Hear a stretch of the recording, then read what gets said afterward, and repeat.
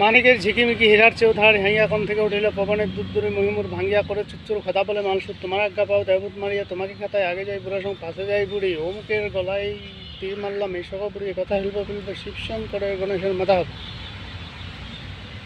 এই মন্ত্রটি হলো সম্পূর্ণ শত্রুকে ববা করে দেওয়ার, তার কণ্ঠ চিরস্তব্ধ করে দেওয়ার একটি বিদ্যা। এই বিদ্যাটি খুবই ভয়ানক এবং খতরনাক। এটি করার সঙ্গে সঙ্গে 5 মিনিটের মধ্যে যাকে আপনি করবেন এই বানটি মারবেন, তার গলা থেকে আওয়াজ চিরতরে বন্ধ হয়ে যাবে। সে আর কথাই বলতে পারবে না, তার কণ্ঠই উঠবে না। এগুলো দেখবেন কেমন হয়, কিছু কিছু গরু বা মহিষ দেখবেন খালি শুধু গো গো করে, ঠিক এরকমই শত্রু করতে থাকবে। সে কোনো দিন ডাক্তার কবিরাজ যেতই যা কিছু আসুক ভালো করতে পারবে না, কারণ এই বানটি খুবই খতরনাক।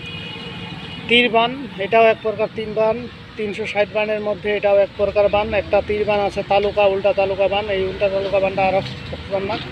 এটা সহজে ভালো করা যায় না। এটা ভালো করতে গেলে উল্টাই ওই রুগীর বিপরীত হয়ে যাবে, অর্থাৎ সে মারা যাবে, ভালো করতে পারবে না। তো আজকার বিদ্যাটাও সেরকম, শত্রু কথা বলতে পারবে না।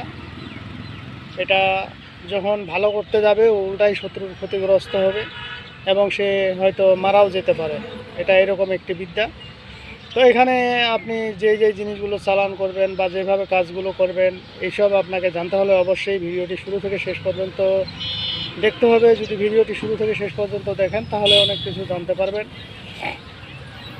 বিশেষ করে আজকের যে উপায়টি আমি আপনাদের মাঝে দিব, এটা আসলে দেওয়া ঠিক না, তারপরেও আমি আপনাদের মাঝে দিয়ে দিচ্ছি। বান কিন্তু কয়েক ধরনের, 360 বানে এক এক রকম বান এক এক রকম হয়। যেমন কাউকে চোখে বান মারবেন, চোখে চাইলাম। তারপরে এখানে আরও কথাবার্তা আছে, এগুলো আমি আপনাদের সামনে বলতেছি না, তো ভিডিও বানাই দিব। এখন বিষয় হলো যে কে কার কী করবেন না করবেন এটা যার যার ব্যক্তিগত ব্যাপার। অবশ্যই একটা জিনিস মনে রাখবেন, আপনি কারো অন্যায়ভাবে ক্ষতি করতে যাবেন, আপনি নিজে ক্ষতিগ্রস্ত হবেন। তো কাজেই যাকে তাকে মন চাইলেও আপনি করে দিলেন, এমনটি কখনোই করবেন না। আজকে বলা উপায়গুলো খুবই খতরনাক, আর এগুলো স্বয়ংসিদ্ধ গুরুমুখী বিদ্যা। এই বিদ্যাগুলো সহজে ইউটিউবে আপনারা পাবেন না। তো এই বিদ্যাগুলো বন্ধুরা খাটাইতে গেলে আপনার যে কাজগুলো প্রথমত, খাটাইতে গেলে প্রথমত যে কাজগুলো করতে হবে, আপনাকে নিজের শরীর বন্ধ করে নিতে হবে। আপনি যদি তান্ত্রিক কবিরাজ হয়ে থাকেন তাহলে তো শক্তি আপনার অ্যাভেলেবেল থাকার কথা, আর আপনি কাজটি করলে অবশ্যই হয়ে যাবে। আর যদি অন্যান্য ভাইরা করতে চান অবশ্যই কারো কাছ থেকে অনুমতি নেবেন, আপনার গুরু থাকলে গুরুর কাছ থেকে অনুমতি নেবেন, বা আমার ছেলেমেয়ের থেকে আমার কাছ থেকে অনুমতি নেবেন, নিয়ে এই কাজগুলো করবেন, তাহলে এই কাজগুলো হবে। তো এই কাজগুলো করতে গেলে অবশ্যই আপনাকে কিছু রুল মেনে চলতে হবে। এই রুল মেনে চলার পরে আপনি এই কাজগুলো করতে পারবেন। এখন এগুলো করতে গেলে কি কি লাগবে, প্রথমত আপনাদেরকে আমি মন্ত্রটি আবার বলে দিচ্ছি। মন্ত্রটি হলো, মানিকের ঝিকিমিকি হীরার চেয়েও ধার হাইয়া কোণ থেকে উঠিল পবনের দুধদুরি মহিমুর ভাঙ্গিয়া করে চুচ্চুর খোদা বলে মালসুর তোমার আজ্ঞা পাও দেহভূত মারিয়া তোমাকে খাতায় আগে যাই বুড়া সঙ্গ পাশে যাই বুড়ি অমুকের গলায় বাবাবান মারলাম এই স্বর্গ বুড়ি এ কথা হেলবো ফেলবো শিবশঙ্করের গণেশের মাথা হবে।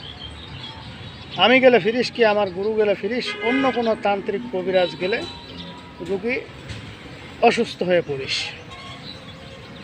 তো বন্ধুরা বুঝতেই পারতেছেন এখানে যেই কথাটা বলা হয়েছে যে অন্য কোনো, আমি গেলে ফিরিস কি আমার গুরু গেলে ফিরিস, অন্য কোনো তান্ত্রিক কবিরাজ গেলে রুগী অসুস্থ হয়ে পড়িস।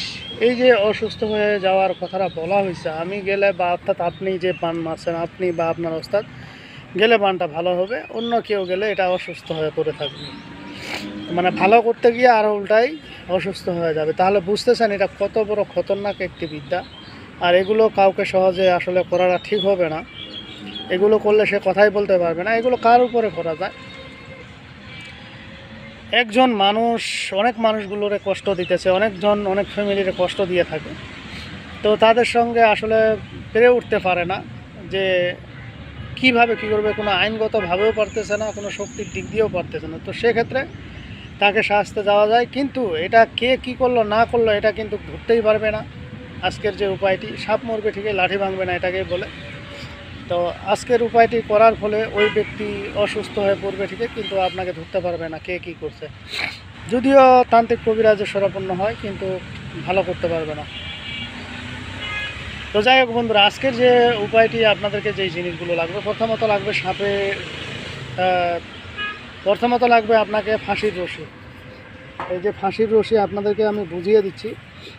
ফাঁসির রশি লাগবে, আর আপনাকে নিতে হবে শ্মশানের যে বাঁশ হয়, সেই বাঁশ থেকে আপনাকে এই জিনিসগুলো করতে হবে। এখন ধরেন আপনাদেরকে বোঝানোর সুবিধার্থে আমি একটা জিনিস নিয়ে নিই। এই যে ধরেন এটা হলো বাঁশ, শ্মশানের বাঁশ। আপনাদের বোঝানোর সুবিধার্থে বলছি, এই শ্মশানের বাঁশটাকে আপনারা এই যে এইভাবে ধনুক বানাবেন। ঠিক আছে, কীভাবে ধনুক বানাবেন? এই যে আমি দেখিয়ে দিচ্ছি, এইভাবে ধনুক বানাবেন। ধনুক বানিয়ে এই যে ফাঁসির রশিটা আছে, ফাঁসির রশিটা এখানে দিয়ে রশি বাঁধবেন। রশি বাঁধার পরে আপনাকে ফাঁসির রশিটা বাঁধার পরে আপনাকে আরেকটি কাজ করতে হবে, তীর বানাইতে হবে। ওই শ্মশানে বাঁধে তীর বানাইতে হবে।